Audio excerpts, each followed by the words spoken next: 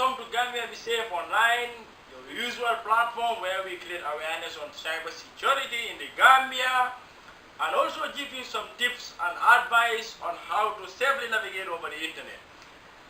We all love the social media, but we need to be aware of what we post and how we share things online.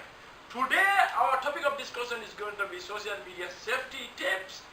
And the tips that we're going to give you today, if you happen to take our advice, you will be safe online. At least 95% be safe online. First, you want to browse the internet. In order to access your social media site, please go directly to the URL and type www. If it is Facebook, you say facebook.com. If it is Twitter, twitter.com. The reason why we're giving you this first bullet point is because you might use some third-party links that have been sent to you through a friend in order to access Facebook, which will redirect you onto something different, and it might get you into something very, very dangerous for you. And the other thing is, do not click on links that have been sent to you by third parties. Example of this link can be somebody might send you a link to say, hi, check this out. It's a new app. Try it. Things like that. You don't need to click on links like that in order to access your social media site. Do not accept every game invitation. We know, example on Facebook, there are games that you can play with your friends and the like. You don't need to accept game invitation from somebody. You might never know this individual might not be a real friend asking you to play a particular game with him. And another point is, always change your privacy setting to limit what games you can get requests from. This is very, very important.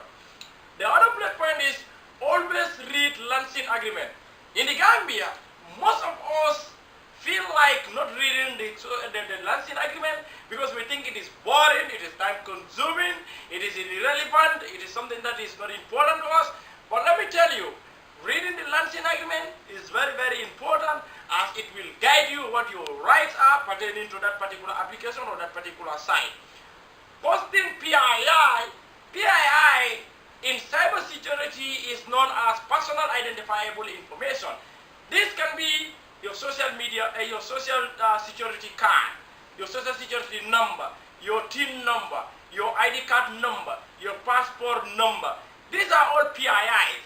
You don't need to share things like this on the social media because you never know, it might fall into a wrong hand.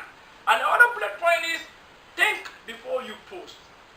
This is very, very important. You don't need to just jump and start posting things online or on your social media site. You need to think first before you post. Think before you click. Remember, there are always pop-ups. And these pop-ups, when you click on them, it might lead you into something very, very wrong. Finally, remember, the internet has a very, very long memory.